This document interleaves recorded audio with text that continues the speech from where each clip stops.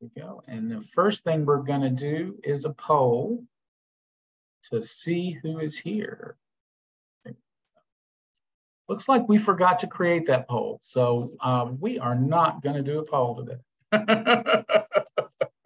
I will figure out which one of you are cares and come up with that number myself. All right, so thank you, Beverly. Beverly Ragland, Director of Virtual Peer Services for GC4R, also serves on the Board of Directors of the Georgia Mental Health Consumer Network. She has worked for the behavioral health arena since 2001. She is a CPSMH and a CPSAD and a clinical supervisor. Beverly retired from the VA Medical Center in 2017, where she served as the Georgia, Alabama, and South Carolina National Point of Contact. Beverly, thank you for being here today. We are going to start with a 1-minute video, and it'll start in just a second. Thank you, guys.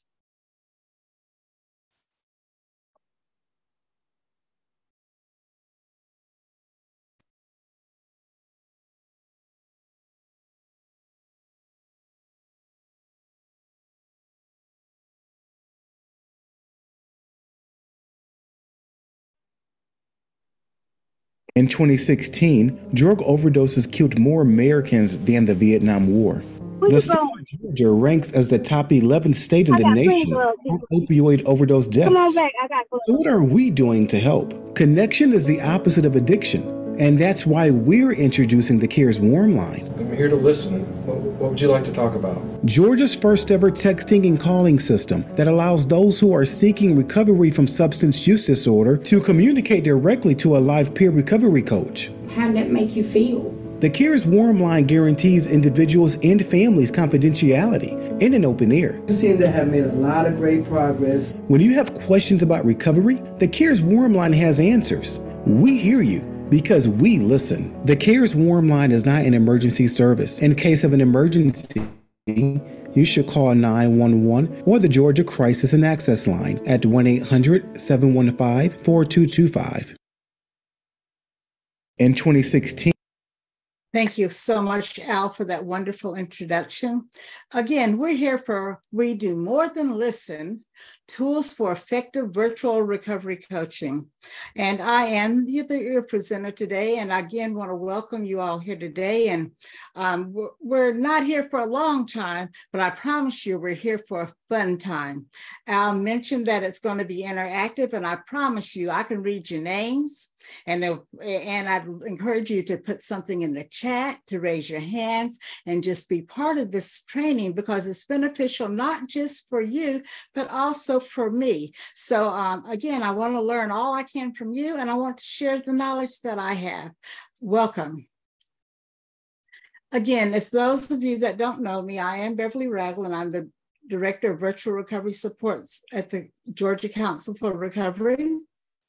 And I'm a person in long-term recovery.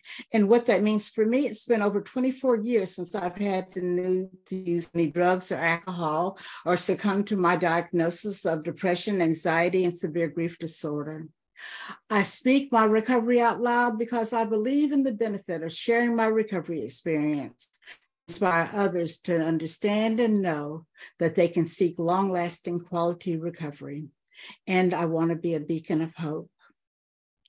I have a kaleidoscope analogy when I speak about my recovery. If anybody knows me or has seen me, I love pretty things, colorful things, and sparkly things. So I do have a kaleidoscope analogy when it comes to my recovery.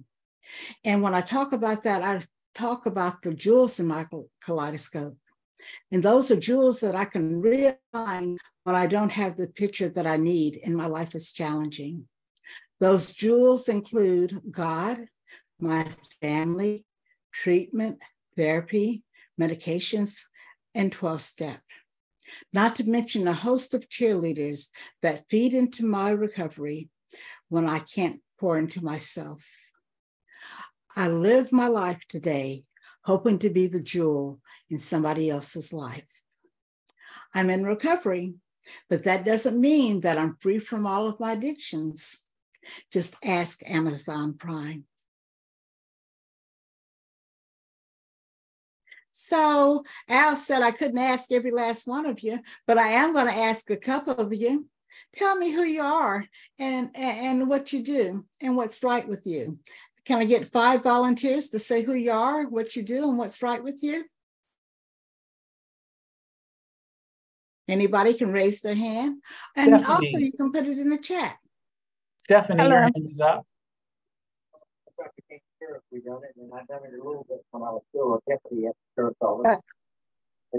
Do I just go or? Yeah, let's go with Stephanie. Hi, I'm Stephanie. I'm a person in long-term recovery. I work at a Mothers and Children's Recovery Center right side up. And what's right with me today is my mental health is under control. Awesome. I think Edward has his hand up. Hey, y'all. I'm Edward Cardaci. Some people call me Ty or Richie.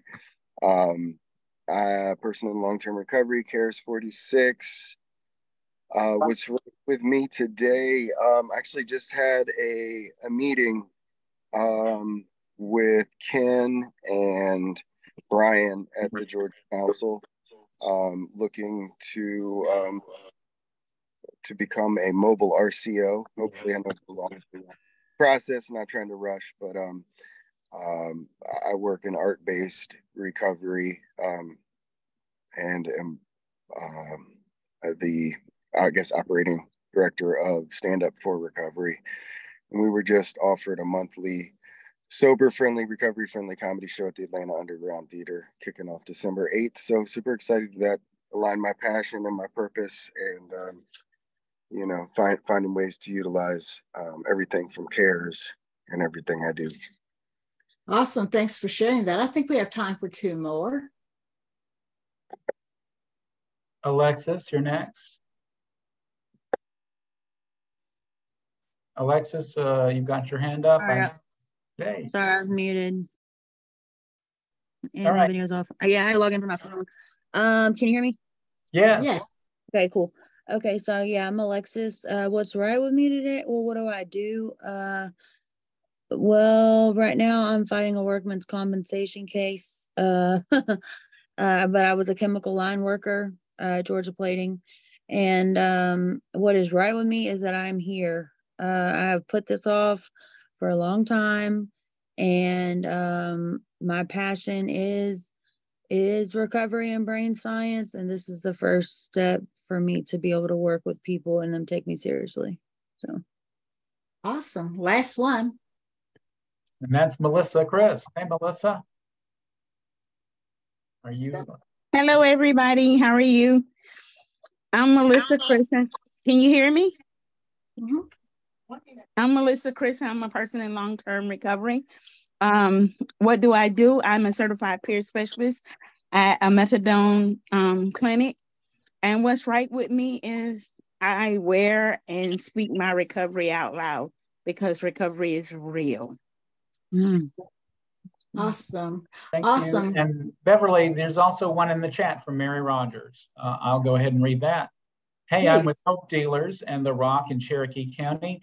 What's right with me is that I'm here sober and enjoying life to the fullest. I'm getting ready to go to America's, yay, and spend some time with you beautiful people tomorrow. Life is great, recovery is real, and I'm thankful for every opportunity to give back. Yay. Thank you, everybody, for taking the time to share that, because we're getting off to the right start, okay? Because I want you to know this is exciting, this is interactive, and I need to hear from you in order for us to have a great time, and I'm all for having a good time, okay? So, again, thank you all. Our objectives today are to understand the value of virtual recovery peer support, to define wellness and name multiple pathways and potential resources for wellness, to recognize specific skill sets that facilitate effective peer support. And like I said, it's important for each of us to learn from each other. So I appreciate everyone that has shared thus far. And as we move forward, I appreciate that you'll continue to be part of what we're doing today. So those are our objectives.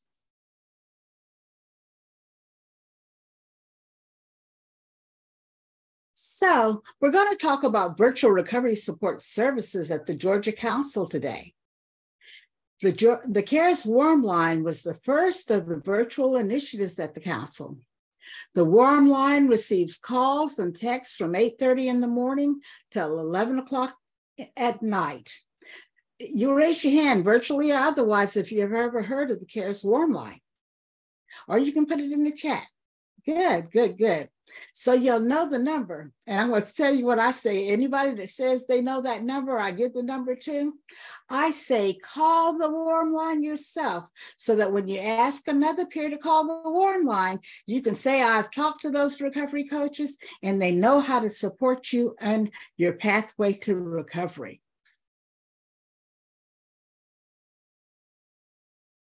So this is the Warm Line team. Abby Kais is the senior team lead. She just got promoted just like yesterday to senior team lead. And she's the senior team lead for all the virtual initiatives that we have at the council. The team members include Steve Gaynor, Michelle Murray, Bria Wolford, Nikki Sharpton, Sarah Kowalski, and Ursula Butsaw. So those are the team members for the CARES Warm Line. The most recent initiative for the Georgia Council for Virtual Recovery Supports is the Links Up program, and they're kind of housed or they participate out of the Grady Emergency Department. Links Up stands for Linking Individuals Needing Care for Substance Use Disorders in Urban Emergency Departments. It's a collaboration between the Georgia Council for Recovery, Emory School of Medicine, and the Grady Emergency Department. Belinda Jackson is their team lead, and the team is Beth Lambert, Michaela Allen, Mike Mintz, and Keisha Johnson. And you guys are going to get a copy of the PowerPoint, and you'll have a chance to know these names because these are your partners in facilitating recovery. And you want to know about all of these virtual initiatives. So because COVID is over, but still we have communities that have transportation challenges or opportunities challenges where you can't get to where you want to go, but virtually, you can always pick up the phone. You can always go on a Zoom and be connected. So that's what's so valuable about this training that we're doing today. So Links Up is our other virtual recovery opportunity at the Georgia Council. So I do a lot of so's because I like to emphasize a lot of stuff that we're talking about. To understand the value of the work we do in the virtual modality, we have to start with the basics. I guess everybody already knows what a peer specialist is, but we're not going to take that for granted. And sometimes I have to remind myself too. So what is a peer specialist? A peer specialist is a person who's walked the path of recovery from substance use disorder or mental illness and assists or walks with others on their recovery journey. We promote hope through positive self-disclosure. And I want to talk a little bit about positive self-disclosure. Oftentimes I sit down in front of my peers or some that are not always understanding the value of positive self-disclosure, and I hear about all the nightmares. I hear about all the horrible things that happened to me in my active addiction or when my mental health wasn't under control. But when we talk about positive self-disclosure, yeah, we can acknowledge that those things happen, but I believe that 1/3 should be about anything that was bad, and the rest talks about your recovery journey while you're staying and keeping well through your substance use disorder challenges or your mental health challenges. So we talk about positive self-disclosure, and we live a life that we're demonstrating that recovery is possible. We're living a life that demonstrates that recovery is possible. But the other important thing that I want us all to recognize is that peer support is an evidence-based practice. Some people were paid a whole lot of money to do some research, to crunch some numbers to determine that peer support is effective to promote wellness. It is an evidence-based practice. Walk away with that, y'all. We are a profession that is an evidence-based practice, okay? And of course, if anybody, I already tell y'all I like colors and I like pretty things and I love unicorns because unicorns are unique and we're unique. We're not sponsors, we're not clinicians, we're not pastors. We may be all of that in our lives, but when we're doing in the work of recovery, we are peer specialists. We are different and our work is different. So we want to make sure, I want to encourage you. I have to control my directiveness, okay? So I want to encourage you to understand that we are different and that we walk in the path that we have in order to support someone in their recovery. So that's what a peer specialist is. And that's what a peer specialist does, okay? We promote wellness. Wow, wellness. So how do you define wellness? I need some raised hands. I need some stuff in the chat. And I need to hear from everybody, a little bit of everybody, because there's a whole bunch of us here and I'm happy about that. But some of us share with us, how do you define wellness? What is wellness to you? Vanya, is your hand up? Do you need help unmuting?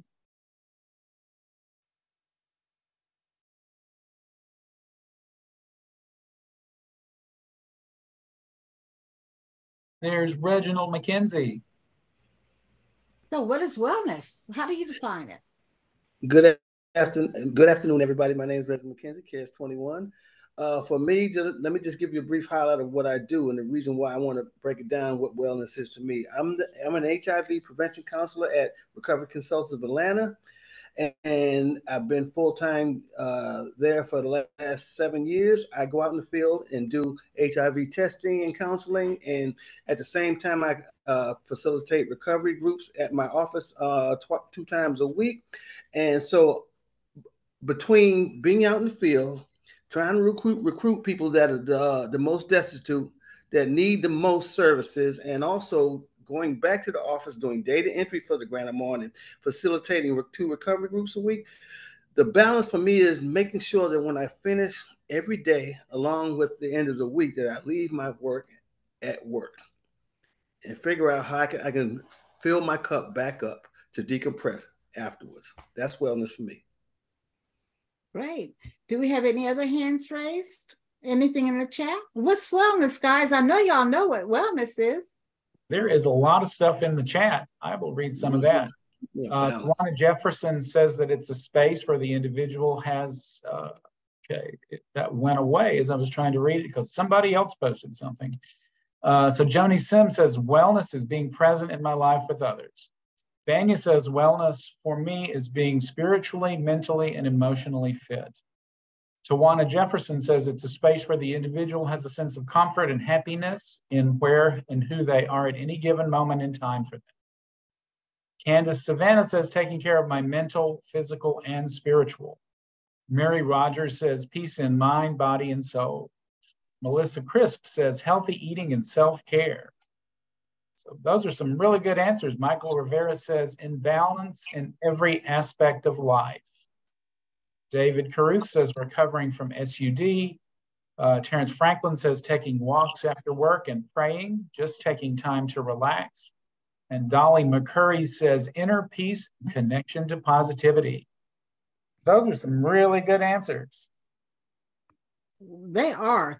Yeah, so what we found is that wellness involves practicing healthy habits daily to achieve better physical and mental health, allowing you to thrive instead of just getting by, allowing you to thrive instead of just getting by.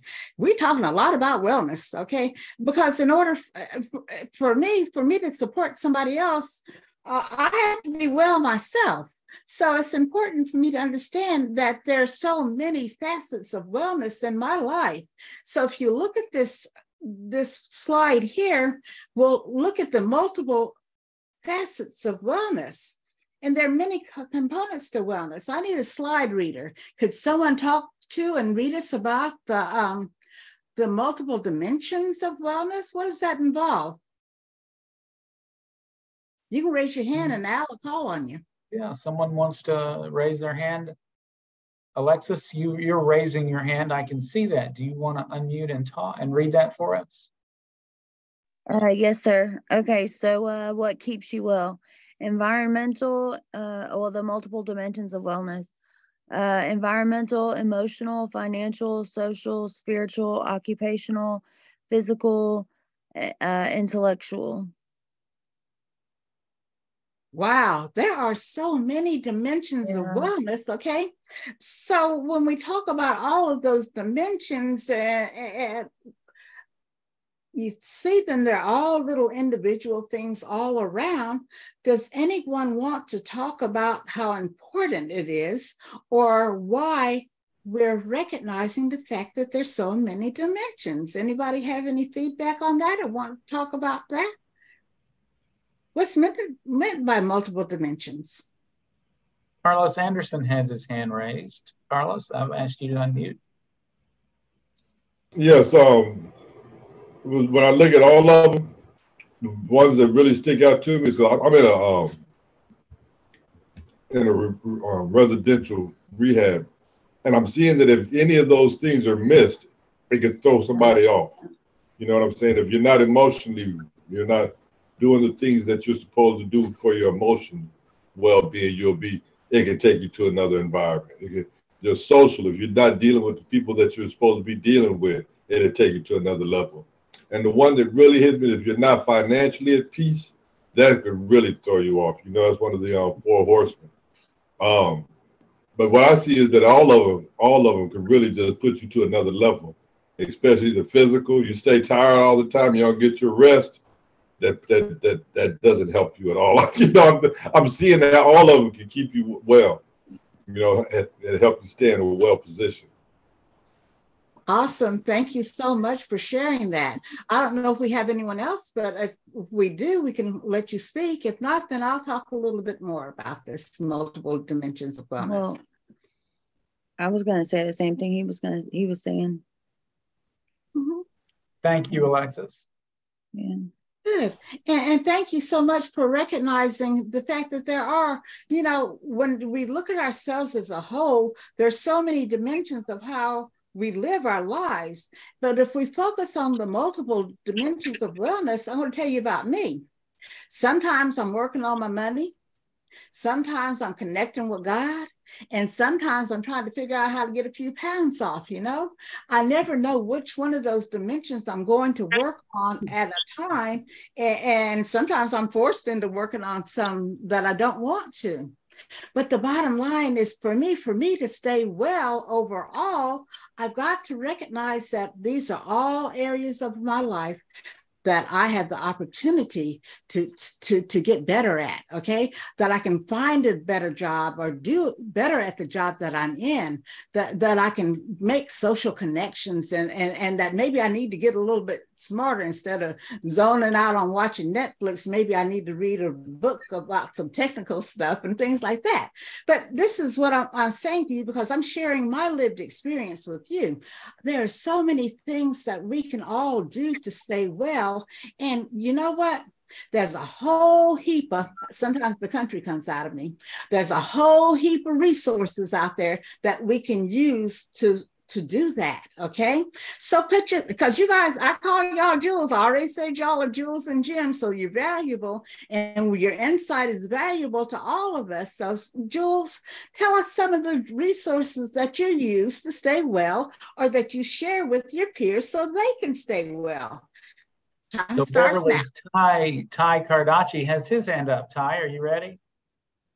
Yeah, sure. No, I was going to comment on the last question. Just, you know, we're complex individuals. It's easy just to kind of like look at the physical and think that's it. Maybe that's what we feel like we show the most. But, and yeah, it reminds me of rap a little bit, you know, how there may be telltale signs that we're getting away from wellness that we might not see, but just to be mindful of these different aspects. So if all of a sudden I'm not making rent, or all of a sudden, you know, I haven't meditated in 3 months and that was a cornerstone of my recovery or whatever, you know, that I can be aware of the complexities.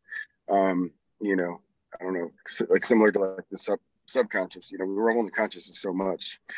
But I was gonna say I had a couple hernia surgeries this past 12 months, and you know, it was like the physical, that's what I was focusing on healing, you know.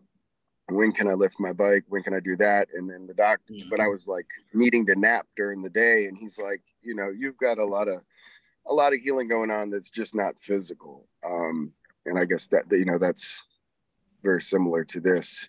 You know, it might take a year to recover from the, you know, the trauma or whatever. So anyway, yeah, it was reminded of, you know, the complexities we are of individuals and how the physical is just a fraction. Thank you, Ty, so much for sharing that. Yay. And you know, I go fast, y'all. I'm a speed reader, and I talk fast and I move fast. So thank you, Ty, for coming back to what you felt was important. So again, guys, what resources are you using? What resources are you sharing? Anyone want to speak to that? Ty, again, thank you. Thank you for sharing your experience too. So Charlotte, I had seen your hand go up once or twice. Did you want to say something? Well, I just was going to say that, you know, working with peers and like you say, you have to have your own wellness in mind to be able to help others. So, you know, I kind of utilize like the peer before me said, RAP and WHAM, whole health action management plans. And having good coping skills is an asset to keeping with full healthy wellness. Good. Al, do we have any other hands up before I talk? I want everybody to have a chance. I don't see any others, but if anybody wants to, I can't see you actually just waving at the screen because there's so many of you. But if you want to raise your hand under the reactions button, that'll be a really good way for me to see that you want to say something. Anybody else? Well, while y'all are thinking, I'm going to share some things that I think are important for us to know, okay? So when I'm talking about my spiritual wellness, what tools do I put in place? Lord knows I have to meditate sometimes, and my faith says sometimes I have to pray and go into my prayer closet, and sometimes I reach out to my spiritual mentor, okay? And then sometimes I need a little social connection, so that might mean I might want to go to the park and meet somebody new in the park. Sometimes that's not always safe, but then again, maybe you want to take somebody with you to the park and have a social connection there, okay? Occupational, I put in plans, what's my next level that I want to get to in learning my job or getting into a new job. And I have an exercise bike, I take the clothes off of it sometimes and I exercise, and sometimes I even go to the gym. And for environmental, I'm not straight. If my room's not cleaned up, I've got a problem, okay? I'm emotionally down and all the way around. So what I'm saying is, no, I want to back up to one. When we talk about financial well-being, what resources do we have in place? Let's talk about financial, okay? Sometimes we can't change our bank account. Sometimes we can't change the bank account of our peers. What resources can we recommend to ourselves and to others so that we can have financial wellness?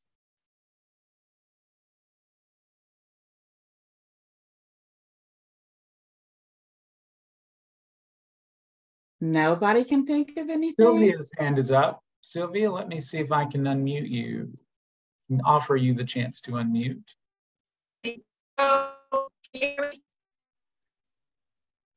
Try that one more. We can hear you now. Go ahead. Okay. So, I mean, as far as like the financial component goes, you know, there's in like doing this work and just going through my own personal experiences, you know, there's a lot of resources in pretty much any community you go to, whether, you know, it's a food bank or, you know, clothing closet. Like there's a lot of places that are willing and ready to help with whatever area that, a person might be struggling with. And I think the challenge in that is sometimes, especially like newly in recovery and sometimes further along in recovery, it can be hard to ask for help sometimes, and I think that is probably one of the biggest hurdles is getting past, that being vulnerable enough to say, hey, this is what I need, and then usually for me personally, if I can get past that and just be vulnerable and say I need help, it's just amazing of what kind of, services there are out there. Awesome. Thanks for sharing that. And thanks for sharing that important insight, because even for myself, sometimes it's hard to ask for help. Sometimes early in my recovery to show up at that food bank, I didn't want to do it. I'd rather be hungry. But eventually I learned that it's okay.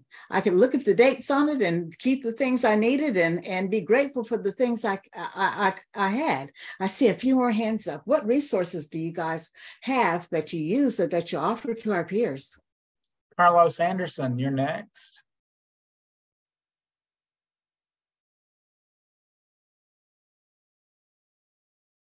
One of the things that I do is I try to use the same type of guidance that I give to other people. You know what I'm saying? We tell people to make sure you use your support group, make sure you do this. And sometimes as a person that's giving instructions or trying to lead people, I don't take my own advice. So I'm finding out that a lot of times I just got to do the same things that I say I need, that I do the same things that I'm telling other people to do. You know what I'm saying? Because sometimes we can get so smart that we don't even use our own suggestions. You know what I'm saying? we're like, okay, but there's always, in an environment like most of us probably in, there is always somebody that's going through the same thing we're going through. And all we have to do is open up our mouths and quit trying to be have all these walls up and act like we're so all taken care of. Just say, hey, I got problems. Can you help me with this? Just go ahead and ask. I need some help. Thank you, Carlos, for sharing that. And I preach, and they call me a peculiar preacher, and I teach, and I'm an unauthorized orthodox teacher, okay? I understand the value of hearing from others, and what you said to me that meant to me is sometimes we don't take our own advice.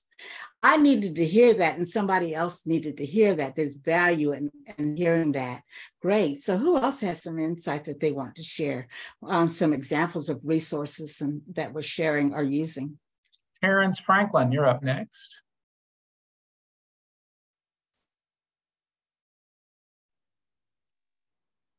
For me, I like to help my people with a budget plan. And so I'll sit down with them and we'll get a budget together and we'll work on the budget, and I help them try to stick to the budget. It always works for me. But also I utilize the food bank with my guys, and I just show them that you don't have to always go out there and buy the most expensive gifts and things like that. Do what you need to do right now, and the rest will come later. Because a lot of times what we try to do is we try to keep up with everybody else and go to all the parties and do all the other things. And those are not necessary. Do the things that's necessary first, and it helps keep you financially stable. Yeah. Good. We'll take a couple more, and then we're going to move on to our next phase. All right. Stephanie Primrose, you're up. I think I had like a silly question. Sure. In the wellness, I didn't really realize that financial was important, and I just wanted to know the significance, if that makes any sense. It does make sense, and so now we're going to go to the part where why I'm here today, because a lot of people have that same question that you have, okay? Because when we're talking about the multiple dimensions of wellness and everything that you can put into your life to help you to be well, there's so many dimensions. And some smart person has decided these are the things that we can look at, okay? So when you talk about financial, if you don't have enough money to buy the food that you need, you don't stay well. For me, if my bank account's in the negative, Lord knows I'm having a mental health day, okay? For me, if I'm borderline on homelessness, or if I'm homeless, that's a financial situation, okay? Then I'm not well. So well doesn't mean that my temperature is right. No, that's not what, that's part of being well, okay? That's the physical part. But what we want to understand that when we're talking about staying well and what keeps us well is to understand the value of knowing that all of these components contribute to our wellness. Does that give you kind of insight to the question that you asked? Does that make sense?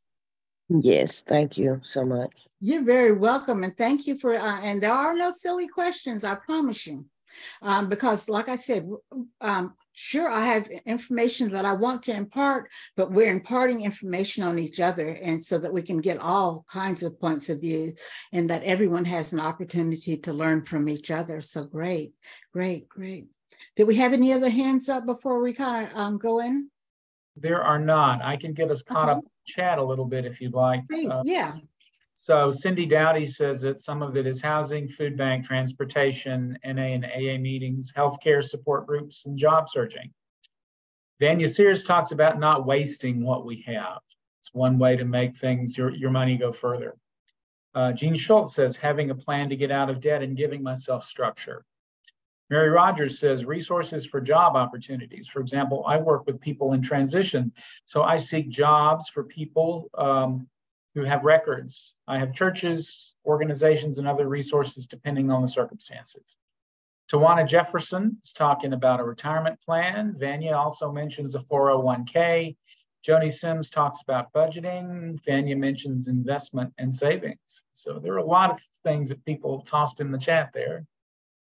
Wonderful, wonderful. And there's so many different and varied things, but I promise you that all of those things, we can find it somewhere on this pretty chart. So let's talk about the pretty chart or the pretty picture, okay? I didn't choose it just because it had a bunch of colors in it. I chose it because if you'll look at every last one of those words, social, financial, emotional, everybody has a little circle of their own. And the different circles have different colors. And guess what? They all intersect to form one great big pretty thing. I call it a flower, okay?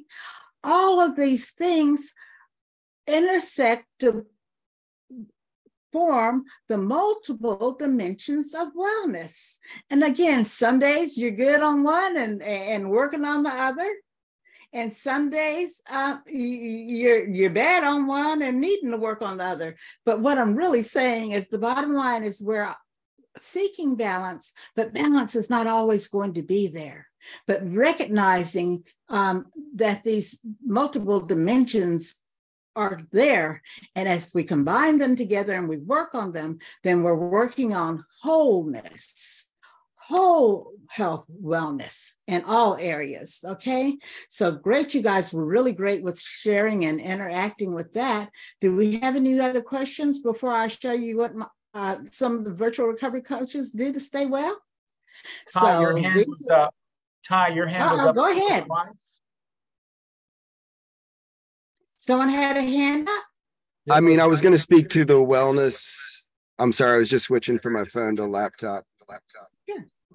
But yeah, I don't want to hold things up, but I'll just share, I guess, real quick that you know, for me and what I guess in part to peers is prioritizing. You know, like you can, I believe you can have anything in recovery, you just can't have everything. You know, and it's not going to necessarily come when we want it, and then it might take a lifetime. But I mean, for me, I mean, I utilize. I know Crossroads Community Center, they get a lot of donations I actually am, I utilize alternative housing. So for me that, you know, works, and that was actually a goal in recovery. So, I mean, I utilize a community workspace for $100 a month, a $20 gym membership for showers. I have, you know, built out a reliable vehicle that I can tour and so forth. But also, you know, living below my means but yeah, just, you know, plan for the unexpected. Like I had 2 major surgeries last year, but, you know, keeping life simple. But I would say, you know, just having a goal to work towards has helped me, because it kind of makes a lot of the superficial stuff kind of fall away in importance. We have time maybe for one more. I see Doreen's hand is up. Yeah, hey Doreen. Hi, I hope I'm not echoing because I've been I don't know if trying you heard to any of that. figure out my device too. We can hear you. I'm Doreen, a person in long-term recovery. Thank you guys for putting on this webinar. I just like to say how I check in with my wellness is I have accountability partners that when I say I'm going to do something, or if it's like a 90 and 90 challenge, an exercise thing for 30 days, or checking in on my own health and following up with appointments, when I tell somebody and I ask them to help me be accountable and kind of like check in on me, or I check in with them and let them know that I've done it, it kind of helps me stay on a wellness path that I'm trying to reach for. That's all I wanted to share. Great. So I'm showing you guys pictures of what some of the virtual recovery team do to stay well. Me, I love watercolors, and I need to get some feedback from everybody because I love to paint with watercolors. Oh no, y'all can't see my art on the wall, but here's what I think, and I want y'all to tell me what you think about this. I think everybody should do watercolors so they can stay well. What do y'all think about that?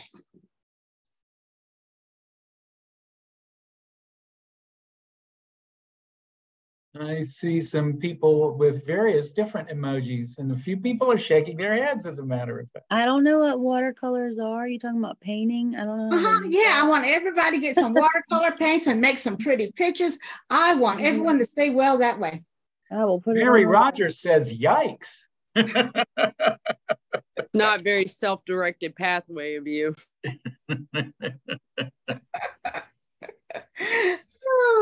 So yeah, I'm having a little fun, but the bottom line is that I can't choose for you what keeps you well, okay? I had someone to tell me that they like to go whitewater rafting, and that's why I need to come and do that. And I said, if I have to put a helmet on my head and a life jacket on, that's not how I stay well, okay? We've got some challenges there. So yes, there are multiple pathways, just like there are multiple dimensions, there are multiple pathways to wellness. So keep that in mind as we decide what we want to do to stay well, and as we encourage our peers to stay well. And again, this is some of the Warm Line team and some of the other recovery coaches and how they stay well. Okay, great job, guys. Great. So recovery coaches, who are we? We're recovery coaches, and that's an important thing to know. So recovery coaches are people in long-term recovery committed to continued wellness for ourselves and for those that we serve. So why do we spend so much time talking about wellness? Because if we're not well, how can we support someone else in their pathway to wellness? Don't matter how you get there to your wellness. But again, we have to stay well. I encourage us to stay well. Yeah. And to find the pathway that works for us. Okay. We provide connection and a safe place for peers. That's important because when I was in my active addiction, there was no safe place for me to talk, okay? There was always someone who had an alternative motive, but when you're a recovery coach, we're providing a safe place for our peers to connect, and that's what we do. And our primary focus, and when we're doing this, is to find out from our peers what keeps them well.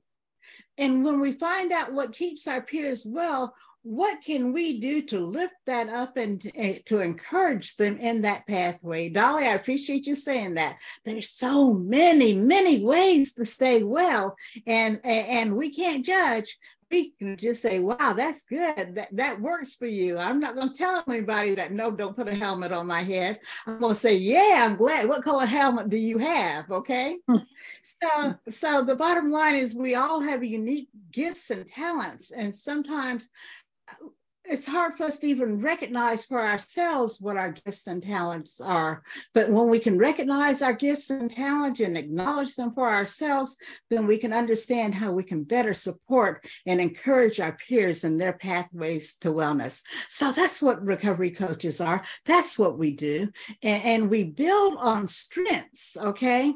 In our communities, we build on the strengths of our peers and of the families and encourage, again, everything that we can so that we can stay well and our peers can stay well. Again, one of the things that we always talk about at the council is connection is the opposite of addiction. Yay. I could cheer and champion that all day long.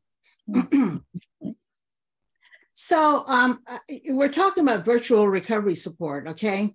And the virtual journey at the council started with the CARES Warm Line. Does anyone know how the CARES Warm Line got started? Anybody know? Well, now's the time for you to get a little bit of history. I am going to tell you about Corey's story.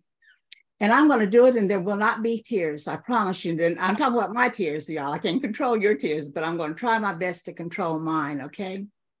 So Corey was a 21-year-old fun-loving kid his mom described him as fun-loving and kind and that he had a servant's heart. He was caught up into the all too familiar cycle of drug-related incarceration. And Neil Campbell, our former executive director at the council, was following his story through a reporter. She received a call late one evening that Corey had lost his battle with opiates. He was seen at an emergency department. He was cleared of a heroin overdose. He returned home to an empty house.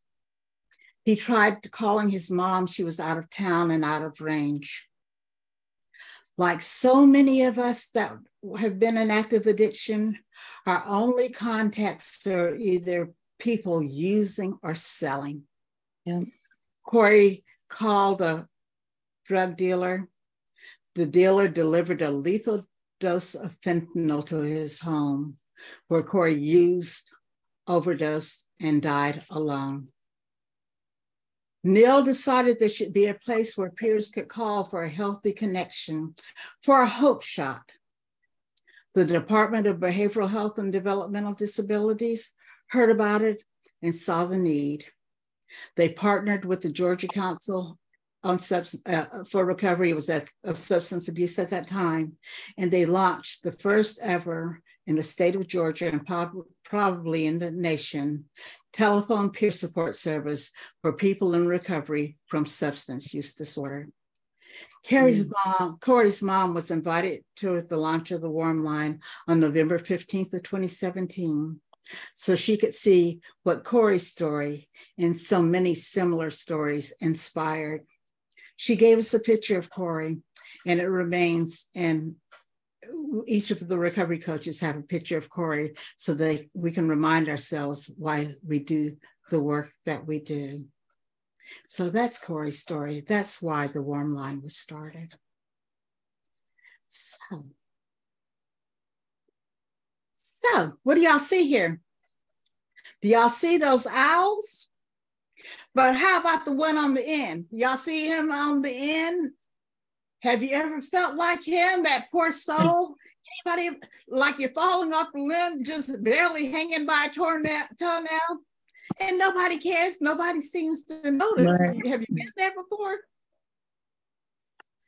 Yeah, that's why the work that we do is so important. So guess what, y'all? I get to have another volunteer. So somebody please be so kind as to read the reasons why you would want to connect to a recovery coach, whether it's in person or virtually. Melissa Crisp, your hand is up. Yes. Why call and text a virtual recovery coach? Tempted to use alcohol or drugs, lonely, want a confidential conversation. Others don't seem to understand. Talk to someone with lived experience. Share a victory or triumph and information on local recovery resources. Wow. Yeah, I did a lot of 12-step early in my recovery, and they would always say, before you use, connect with somebody, connect with somebody. So if you're tempted before you use, call a recovery coach. And some of the loneliest times, just like Corey, he was lonely. He didn't have anyone to talk to. Recovery coaches, we're that connection when somebody is lonely. And let's talk about that confidential conversation. How many of us have gone and told our cousins, this happened? And before you can even get out the door, somebody already has heard what you said, or even what you didn't say, but what was told that you said. Okay. Confidential conversation. Recovery coaches, when you share with us, we honor your confidentiality. Connecting with a recovery coach gives you an opportunity to talk and do so in confidentiality. And I know my family just didn't understand me. So they just plain old. When you're talking to a recovery coach, you're speaking with someone who has lived experience, that has been where you are. I promise you, we may not have the same experience, but we've had some experiences. And so we do understand, okay? So that lived experience is so valuable. But let's talk about victory and triumphs. There's a mutuality about peer support, okay? When I lift you up, you feel good. When you tell me about things that have been great in your life and your triumphs, I feel good. There's this mutuality about peer support, that when a peer calls and talks to you about their victories and their triumphs, honey, I'm smiling all day long. And when I do my end of the day reflection, I'm saying, guess what? This peer shared with me that this happened in their life. And everybody that reads that says, wow, I'm lifted up too. So that's why we talk to recovery coaches, okay? And let's look at the last one, okay? It's an information to share resources. The recovery coaches at either links up in the Warm Line have a vast databases of resources throughout the communities that we can look up by zip code or whatever category you want to. And if we can't find it on the list that we have, these guys, they're good at Googling. They can Google up some stuff, okay?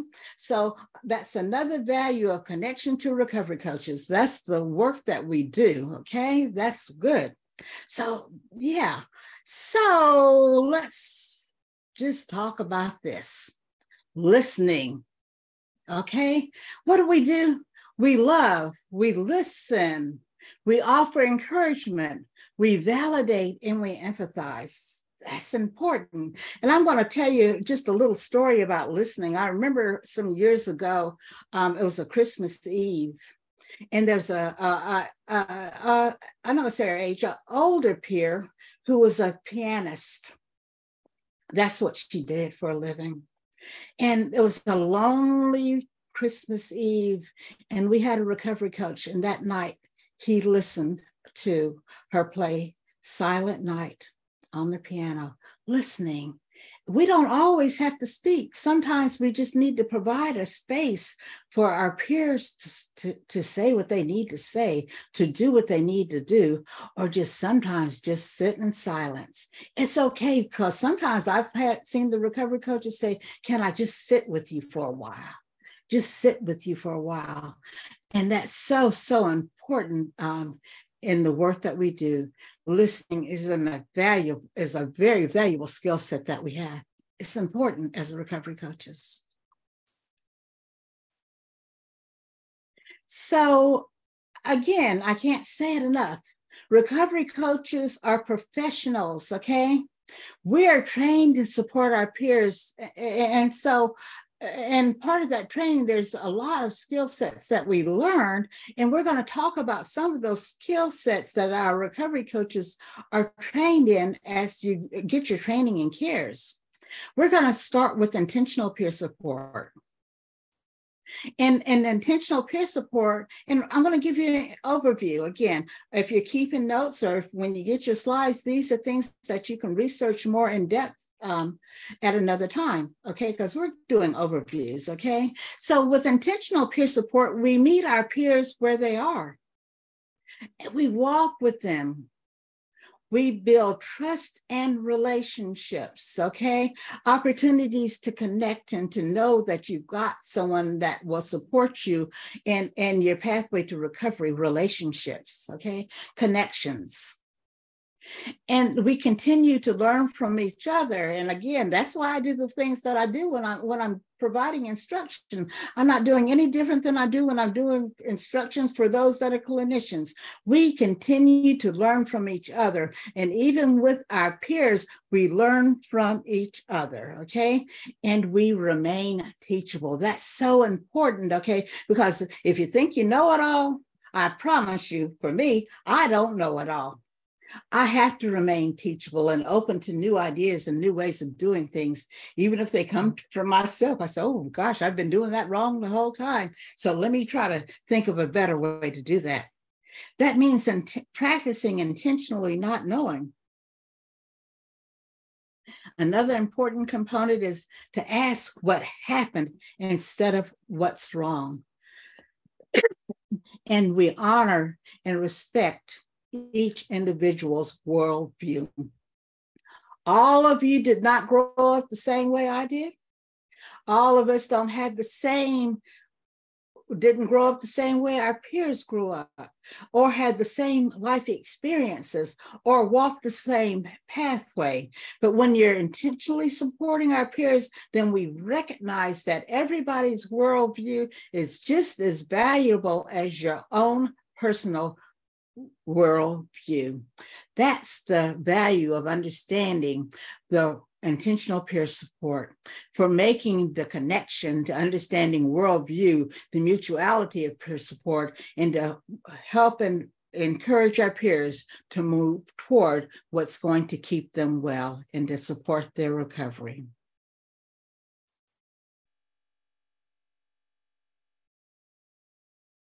Another approach that we use to support our peers is appreciative inquiry.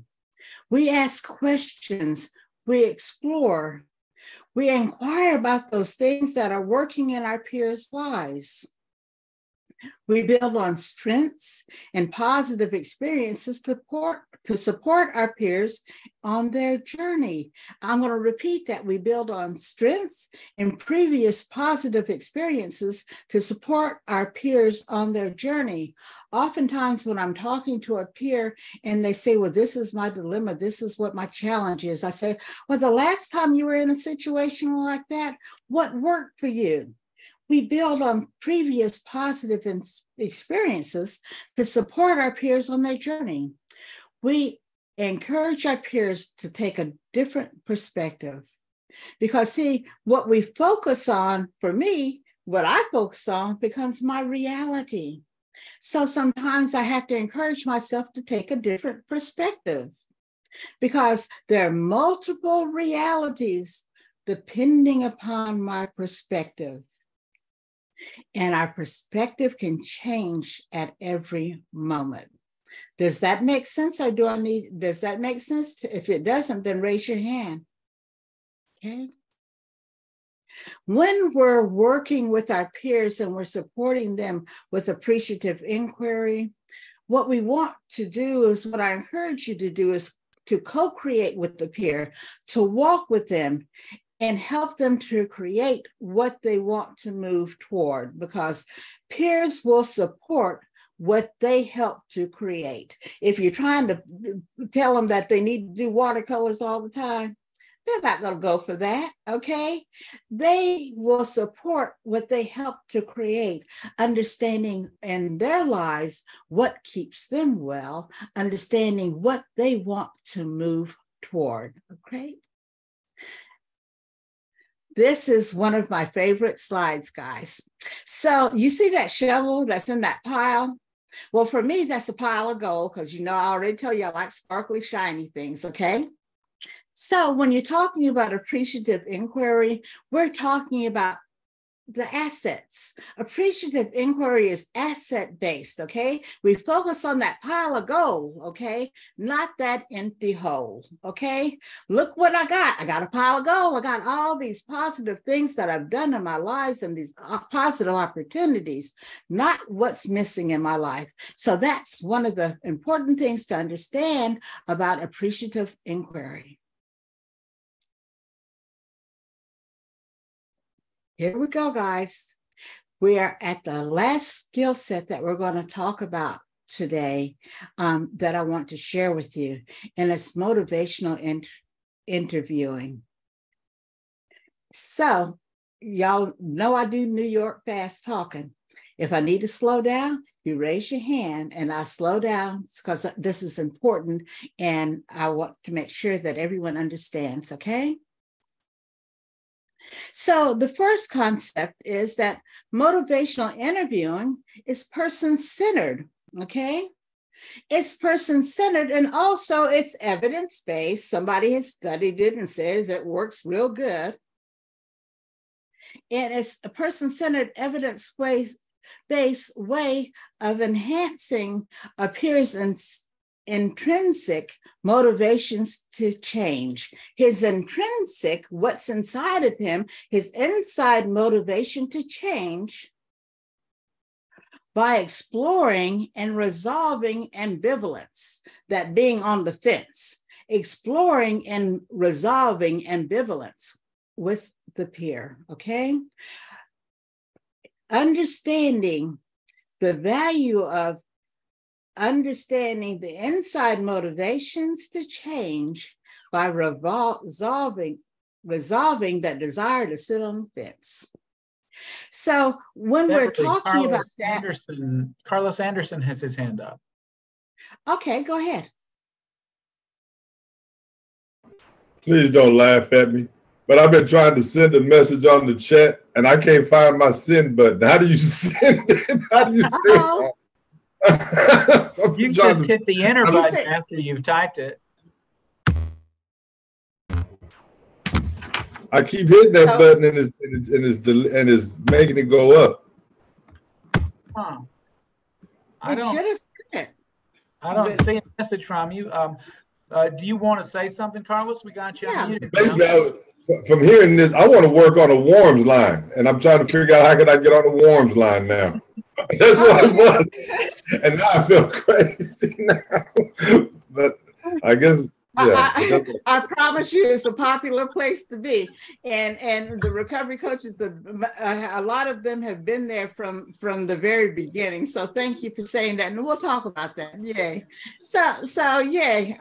Again, thanks for sharing. And there are no dumb questions, and thanks for sharing that. So yeah, but I just want to say something real quick. But if I can't send the message on the chat line, I probably won't have enough knowledge to be able to do the job. At the Georgia Council, we meet you where you are, okay? Yeah. So, I changed my slide. See, I'm not the most technical savvy person in the world. So, where were we? Motivational interviewing. I'm going the wrong way. Okay, here we go. So tell me that was the last slide y'all saw before I decided to do something crazy, okay? So when we think about person-centered, we want to talk about peer-centered, okay? Person, peer, interchangeable, okay? And it refers to Carl Rogers' theories about helping others, helping our peers to understand their thoughts, feelings, and perceptions to respond to what they need. And when we talk about responding, we're talking about reflective statements. So like if a peer says to you, it makes me happy when I go to the movies and spend time with my family. And you say back to them, oh, happiness is spending time with your family at the movies.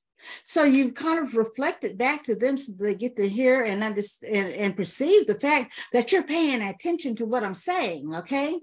So wow, I'm motivated to talk to you because you're paying attention to what I'm saying, okay? So then they feel like there's a collaboration between the two of you because we're communicating together. So that's an important skill of when you're doing motivational interviewing, is making reflective statements, okay? And again, I want to emphasize that this is an evidence-based challenge, okay? This is an evidence-based opportunity to connect with peers so that we can use specific strategies and interventions to facilitate the peers' movement toward exploration. I need to explore some new stuff because I've got this buddy, this partner, this peer that's helped me to understand that my desires aren't off the wall, okay? Oh, wow. So now I'm motivated to change talk, okay? I need to make some statements that will help me to move toward changing that. So yeah, I'm going to do a little change talk, okay? And I've been on the fence about some things. So maybe this is the time for me to change my ambivalence, okay? And make a positive decision to change those things that I want to move toward and those things that I want to move away from, okay? So a recovery coach, when we're using motivational interviewing, we're guiding the discussion toward the possibility of change. That's motivational interviewing in a nutshell, a real quick nutshell, okay?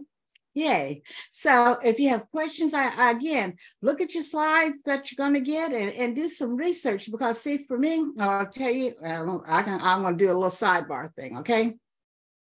One of the things that I strongly believe in as a leader, and which is why I'm so excited about having the opportunity to present, is that as a leader, my goal is for me to help those that I'm leading and those that I'm walking with to understand what they want to do currently, what they want to do as they aspire within their organization, what they want to do as they aspire to do those things outside of the organization that you're in, okay? And so if I say, go look this stuff up and study some more stuff, that's my motivation to you to do what's necessary to do this work with excellence, okay? My team gets tired of me saying, we're doing this work with excellence. That's our goal. And that's what I encourage you guys to do, is to be motivated to do this work with excellence, okay? Again, the goal with motivational interviewing is to guide the discussion toward the possibility of change, okay?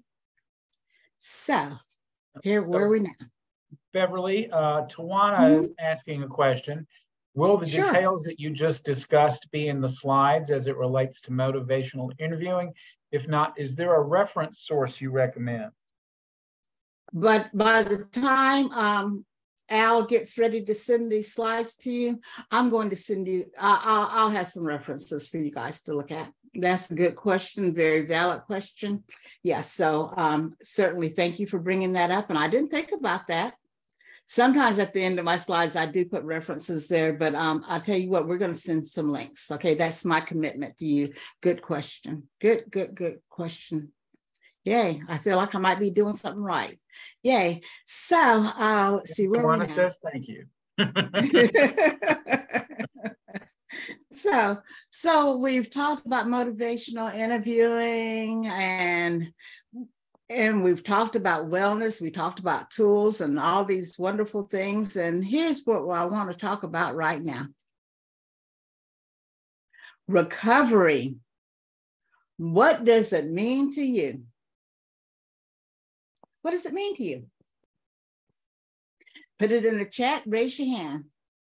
We'll give us some one word and short phrases, because I know we got some talkers, some people that like to talk as much as I do, and I know I love to talk. What does recovery mean to you?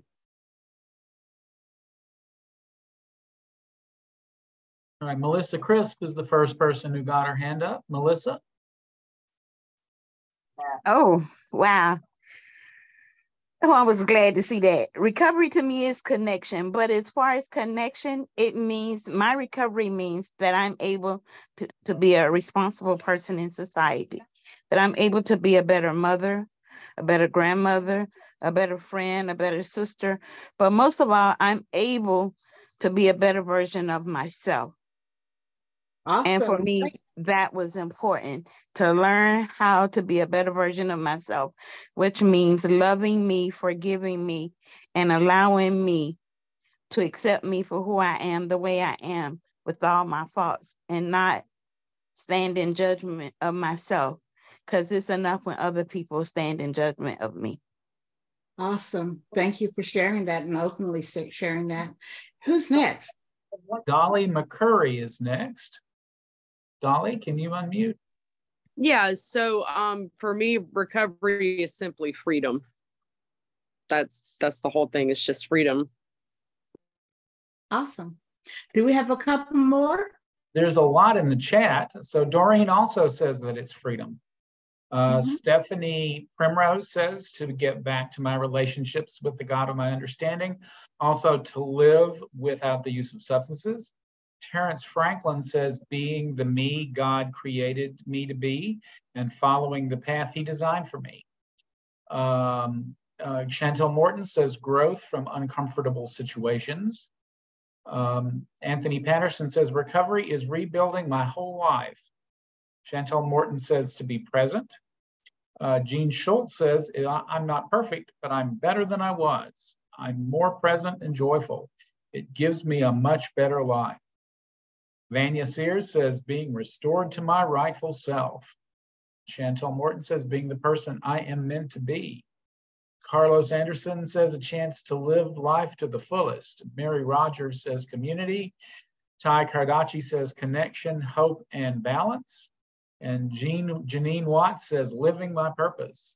You got a lot of good answers from that one. Awesome. Thank you guys for sharing that. And Al, you're supposed to be my timer. I'm teasing. I'm watching. This is exciting, guys. I'm really, really having fun doing this. And I appreciate y'all being so interactive. And I need one more volunteer because I could read it, but I like it when I hear it from y'all. So Alexis Stuttgart has her hand up also. Alexis, did you want to say something quickly?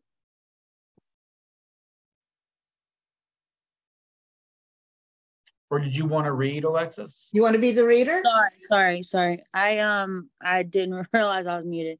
I was answering the recovery question, but I mean, I can read if you want me to. Okay, hold on. Before you read, I got to do my other scripted part, okay? Okay. So here's my scripted part, okay? So no, it's not scripted, it's from my heart, okay? I am so proud to live in Georgia, okay? Because Georgia embraces recovery initiatives. And I know sometimes we feel like the money's not coming fast enough, but we are making great accomplishments with recovery initiatives, okay? And so, and that being said, Georgia has their own definition of recovery. I mean, who heard of that before? A state that's going to define recovery. So if you wouldn't mind, please read Georgia's definition of recovery. Georgia's definition of recovery. Recovery is a deeply personal, unique, and self-determined journey through which an individual strives to reach his or her full potential. Persons in recovery improve their health and wellness by taking responsibility and pursuing a fulfilling and contributing life while embracing the difficulties one has faced. Recovery is not a gift from any system. Recovery is nurtured by relationships and environments that provide hope, empowerment, choices, and opportunities. Recovery belongs to the person. It is a right, and it is a responsibility of us all. That's good. That is good. And thank you so much for reading that. And I think I did something crazy with my mouse. Is there a blue line on the thing? There is. It looks like it. You can. That's okay, because I'm not even going to worry about that.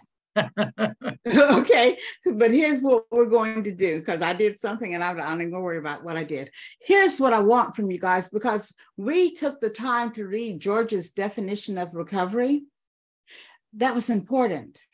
So tell me, what did you hear that stood out in your head as you heard her read the definition, Georgia's definition of recovery? What stood out to you?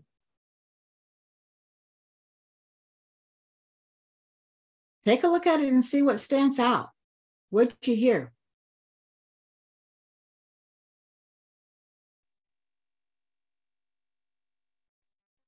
part where it says that it's a self-determined journey through which the individual strives.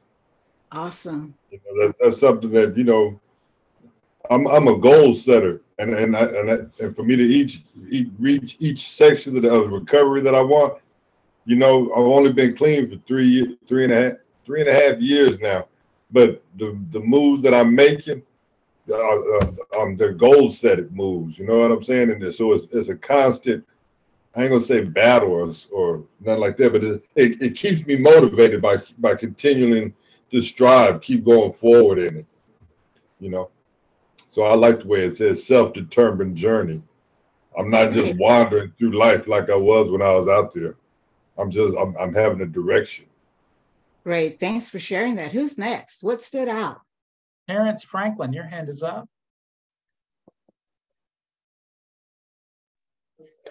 For me, it was the part about recovery is nurtured by relationships and environments that provide hope, empowerment, choices, and opportunities. So I work in a facility where I deal with homeless people. I deal with women who've been through domestic violence, women who are homeless that have their children, and some of them have been through drug addictions. So like, I really take it personal to make sure I'm there for them and provide that hope and empowerment that they need. So it's like, you know, you really have to put your heart into what you're doing. It has to become a part of you. So I think another part of recovery is just making it a part of who you are. And so I've been in recovery for 26 years now, and it's definitely been worth it. I believe that recovery does belong to the person. Awesome. Great. We got time for two more, Al. Tawana Jefferson is next. Tawana? Okay. I go by TJ, but yeah, that was me. I'm so sorry about the lines. I didn't know what I was doing.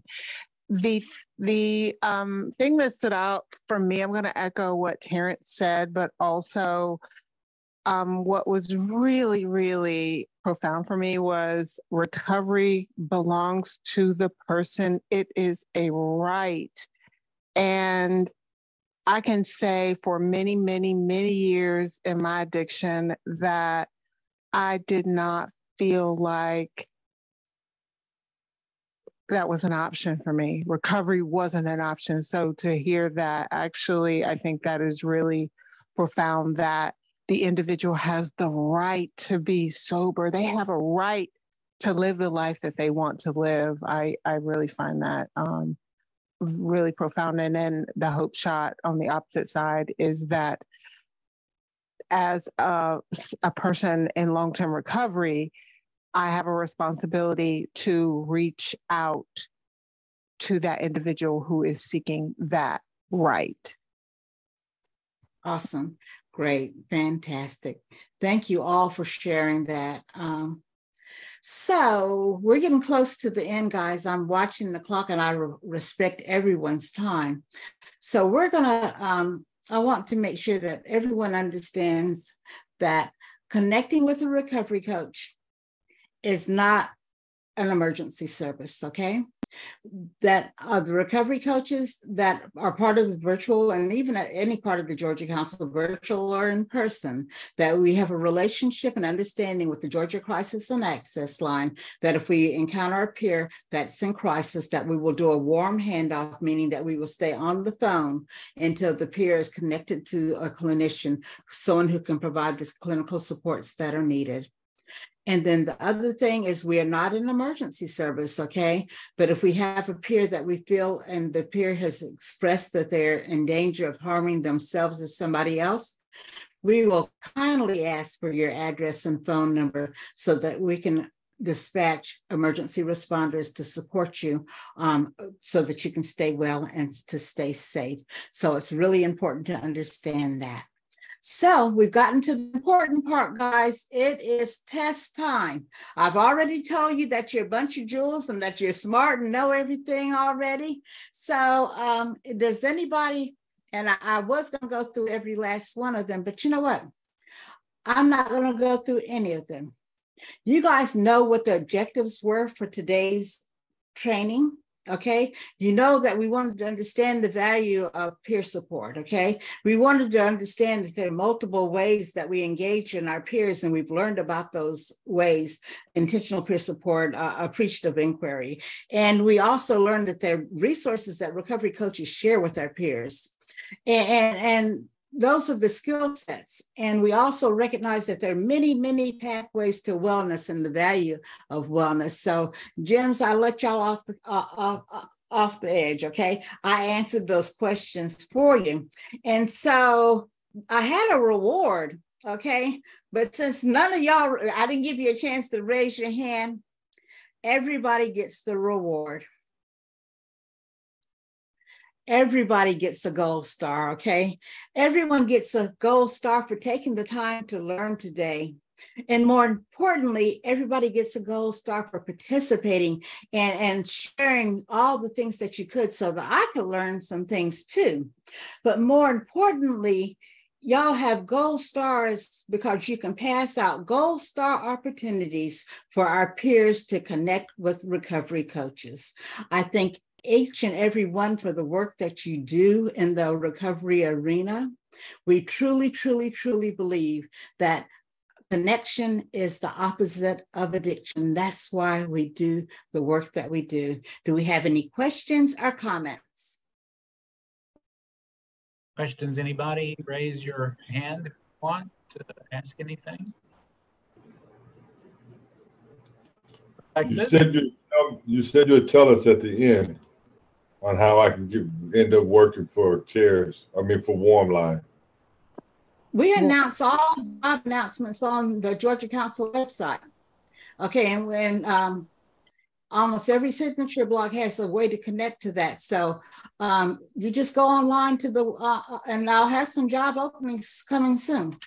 Really, in the next week or so, you'll see a position announced. Now, to work on the CARES Warm Line, one of my requirements and one of the team requirements is that you're already a CARES, okay? And then you can submit your resume and your cover letter and create and have the opportunity to have it evaluated to be on the Warm Line. So yeah, we announce the jobs when we have them and the funding available. And we do have some funding. And this week or next week, you should see an announcement on the Georgia Council website. I have a question. Mm-hmm. Where can I get some of those CARES cards so I can hand them out to some people? I'm just not having them printed because we have new logos. And so we gave out all the old logos and what happened. So I've got about 12,000 of them coming into the office soon. If you email Al and he'll send it to me, and I will, and tell us how many you need, we'll have them mailed to you. Okay, thank you. Mm-hmm. And I am Alvin at gc4recovery.org. But you'll also get a certificate from me, and that's you can just respond to that certificate if you want. Quick question: is there a Facebook group for CARES? Any chance, like a private group? If there is, I'd love to be added. I don't think there is. There is a Georgia Council for Recovery page. And some of the CARES cohorts created a private page for themselves. Right. Okay. But I don't know which ones those are because those are private. Copy that. All right. Thank you. Alexis, you had your hand up. Okay. I was wondering, well, how will we get do we get like a thing for doing this? Like a paper or something, number one, number two? How will we get the PowerPoint information and the extra resources? So that will all come from me. I will send that out within about a week or two. Usually I try to get it out within a week, but next week is a short week. So we'll see when it goes out. I'm going to wait until Beverly gets back to me with the resources that she wants me to put in the email. I'll be happy to do that. So that, and if I need to go ahead and send them out before that, then you'll get 2 emails from me. So, because I've done that before too. Okay. So just to let you know, if you are a CARES or if you are another CPS and want to use this for continuing education, you will get that certificate in the mail in about a week. So just email in about a week. So just keep an eye out for that. I think I've answered all those questions. Bev, what else do you have? This is what I have. You guys have been amazing. I have enjoyed spending time with you. I love you. And thank you again for participating and making this just an awesome time to be together. Thank you all so much. If you have questions for me, stay online, because I will stay online as other people start logging out, because it's 6:31. Happy Thanksgiving, everyone. I do have it. Bye-bye. Thank you, Al and Miss Beverly. Have a good Bye, one. everyone. Thank you, Miss Beverly. You're welcome. Thank you all for being here.